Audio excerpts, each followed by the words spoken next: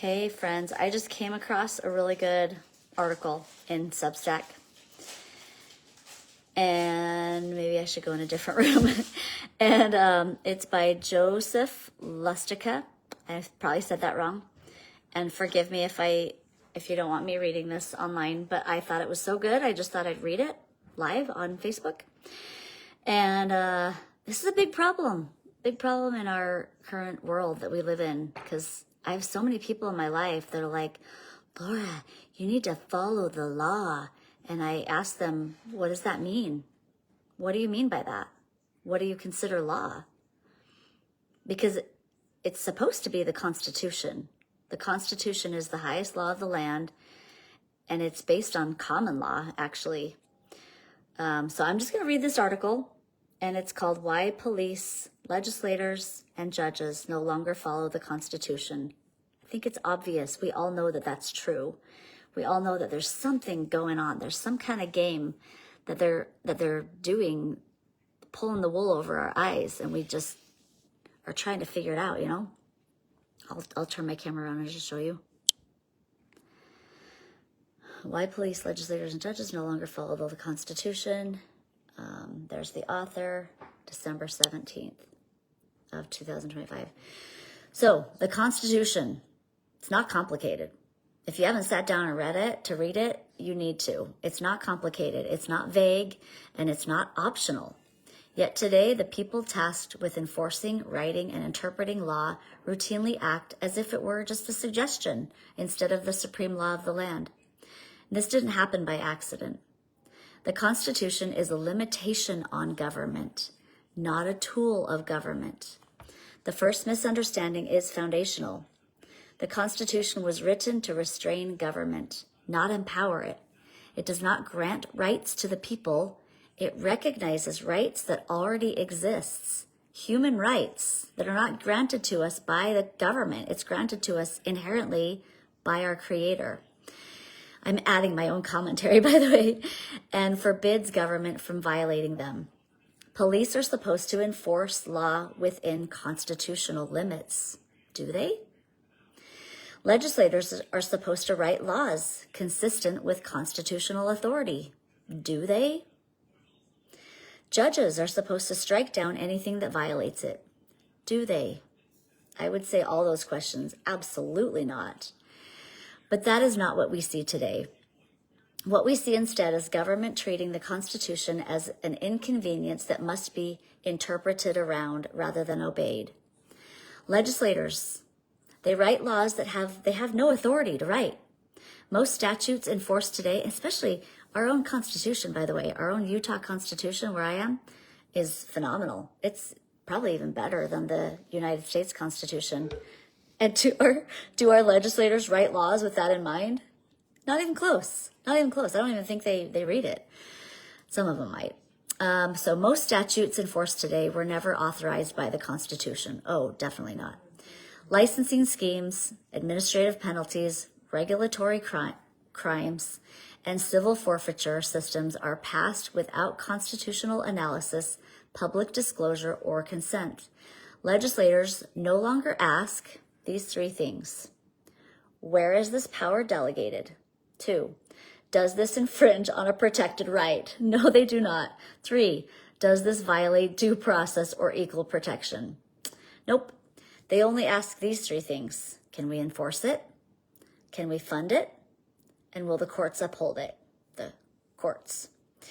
Once lawmakers stopped treating the Constitution as binding and began treating it as symbolic, statutory overreach became the norm. Police enforce policy, not law.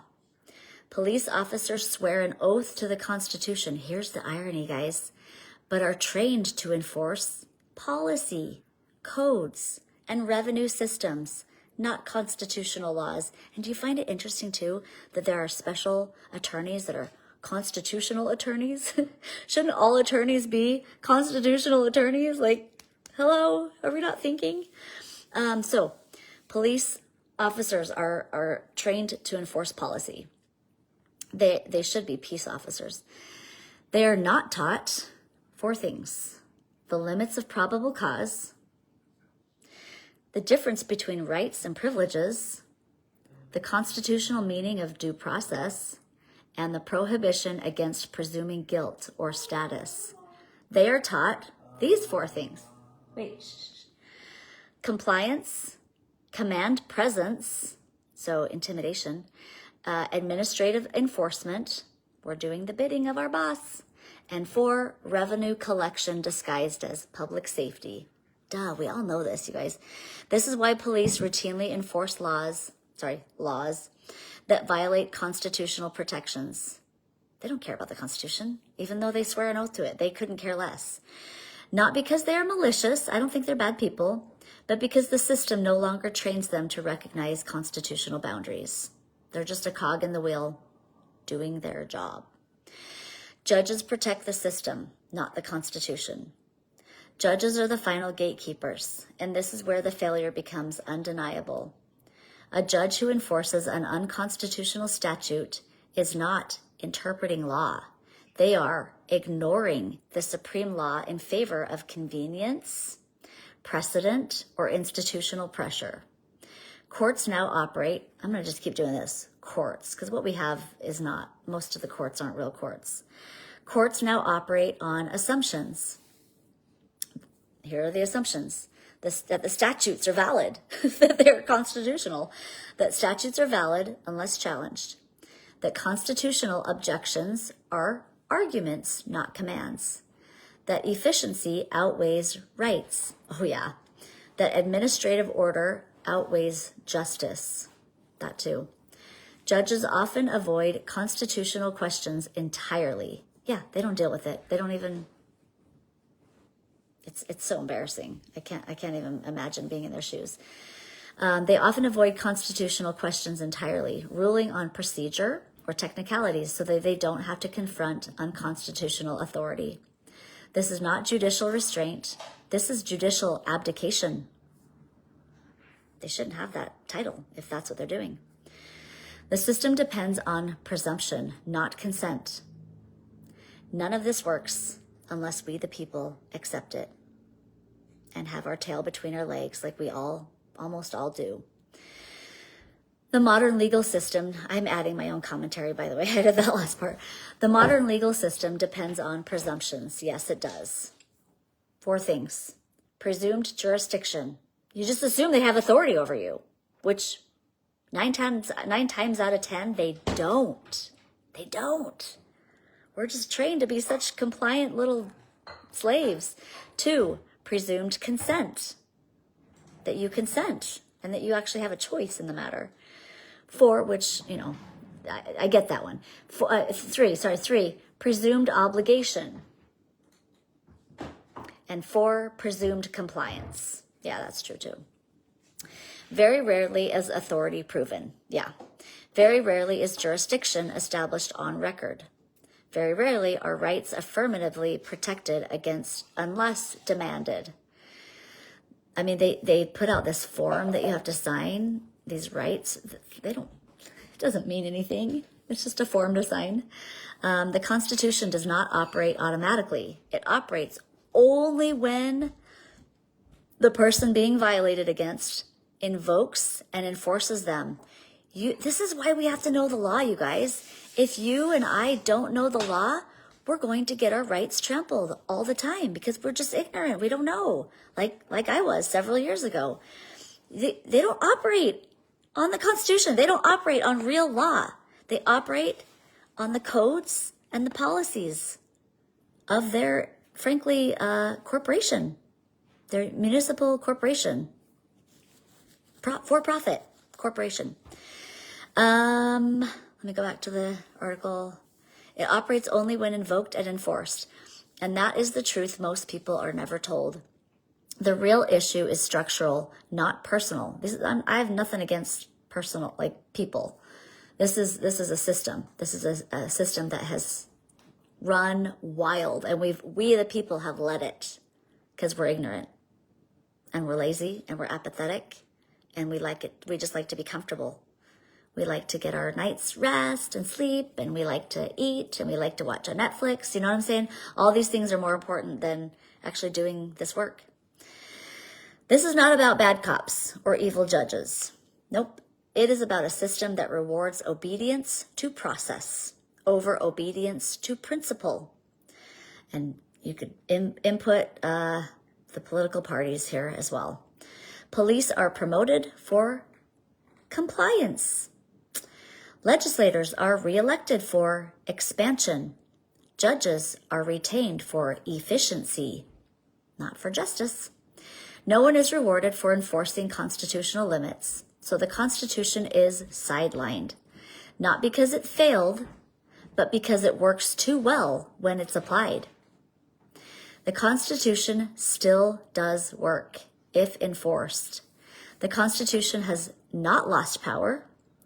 It has lost champions. I'm going to turn that around and show that to you. That's a good point. I haven't read this part yet. The Constitution has not lost power. It has lost champions. It's lost people who are willing to fight for it, willing to do the work, willing to read it. Just willing to read it and understand it. It's not complicated. It's really not. It only fails. Here we go. 4 things. When it's not read, when it's not cited, and when it's not asserted. Seems like the same thing to me, but okay. When it's not asserted. And 4, when it is not demanded on the record. We all need to be learning A, real law, and B, how to apply it.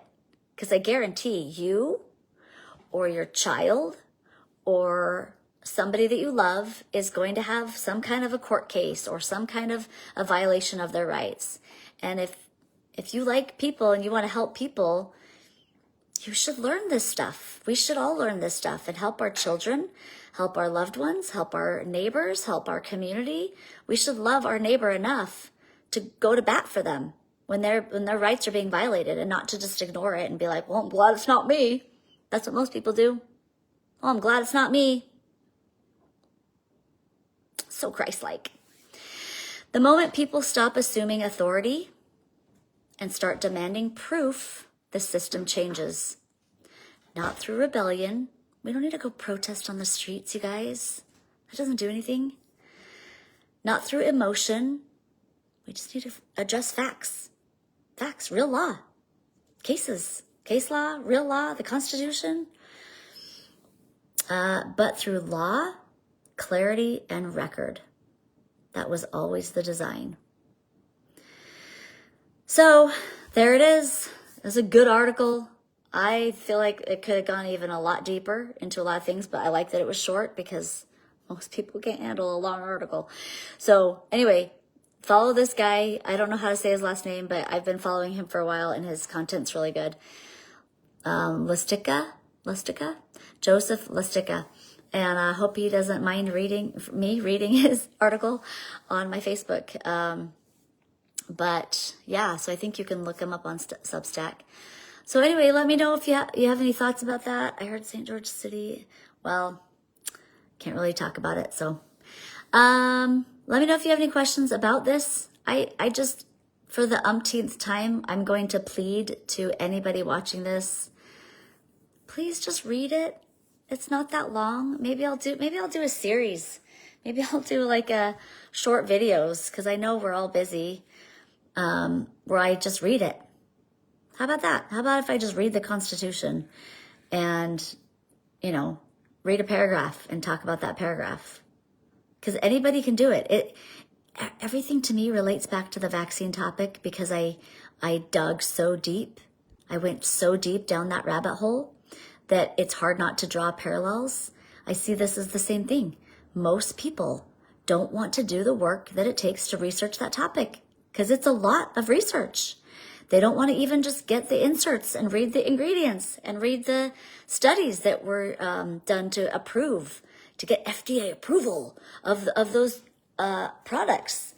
And if they would just read and study for not even that long, study actual facts about that industry, they would see very quickly, oh, yeah, this is not something we should be giving to our baby.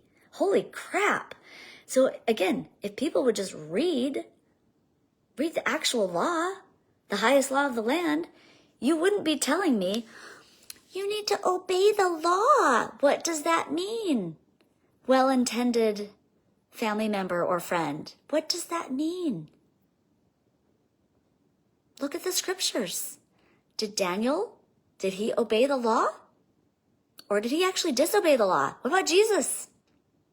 Did Jesus disobey the law? The Roman law at the time? You know what I'm saying? Like, who's your God? Who do you worship? Whoever you obey is who you worship. That's your God. And if you're the person that's like, you gotta obey the law, and you really equate obeying the law to obeying God. You think those are the same thing. I think that's disgusting. I think that's horrible. I think that's awful. And I think a lot of those people who think that state statutes are law. They think policies and codes in municipalities are law. Gross. You're really obedient to the wrong God. This might be too harsh for some people to hear, and I probably turn away a lot of people with my extremism. It's called facts. It's called reading and law and like knowing actual truth. I was horrified to learn that lawyers don't read the Constitution. That's not a part of the curriculum. Did you guys know that? It's not. And they're beholden to the bar. These are just facts. They're just truth. They're just like, anyway, I could go into a lot more detail, but, and by the way, I still have that class called, How to Win in Court. And I have a affiliate code if anybody wants that. It's like $200 for a year, and it's very good. It educates you in the law. It educates you in how to handle it, because we all need this information. You guys, if you think that you're something special, I'm just going to obey the law, that's not going to do you any good. Because honestly, in this day and age, in the police state that we're in, if you're a good person and you're moral and you obey God, you're probably going to get in trouble. Like Daniel, like Jesus. Are you prepared for that? I hope you are. I hope you are. I bet you're not. I don't feel like I am. I'm doing the work every day, and luckily I have time to do that. And I am not. I'm a fighter. I'm not just gonna lay down and die. This is too important. The world needs fighters who are willing to fight these battles. And it's my calling. So what is your calling? Maybe your calling is something different, but still you should read the Constitution.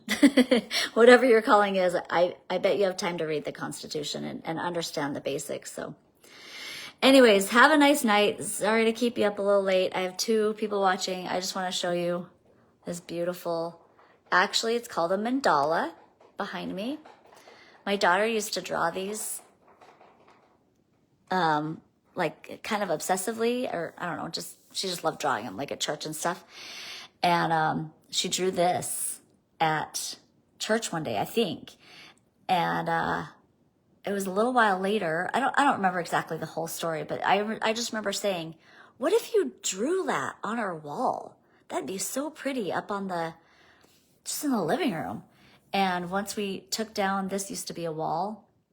Once we took down that wall and opened this whole room up, I had her do that. And she did that free-handed. She didn't put it on a projector screen and trace it. No. She took her piece of paper and looked at the piece of paper and then looked at the wall and just drew it with like a pencil. Right? Isn't that incredible? And then she just painted it the colors I wanted, because this color scheme that I wanted, that really pretty blue and the gold. And then she added little mirrors to the circles. That was like an afterthought that really adds a cool vibe. Anyways, it's one of my favorite parts about my house and my beautiful daughter. By the way, before I get off, she is a commentator for BYU Gymnastics now, and tomorrow night Spencer's not going to be there, so it's going to be a new a new commentator with her. So a couple of newbies commentating on gymnastics. But if you haven't seen her do that, she's really good at it, and she's a natural. It's awesome. It's so fun for her. ESPN Plus. Oh yeah, so the only way you can watch it is on ESPN Plus, which we got temporarily so we could watch those meets. So anyway, super fun. Kind of an interesting. It's funny because we used to watch her meets like constantly. This time of year, we were just all gymnastics, going to meets, traveling, just taking care of a gymnast is a lot of work. And then, so now she's kind of moved on to being a commentator for it. So it's just exciting. And it's another way of watching the meets again. And now I'm like learning the rules of gymnastics because I don't think I really cared before. But now that she's a commentator, I'm like, oh, she's teaching me some stuff I didn't know. Anyways, yeah, let me know if you have any questions. Let me know if you want me to read the Constitution in short little videos. And that might be just a part of what I do on the regular. So, alrighty, have a nice night and we'll see you next time.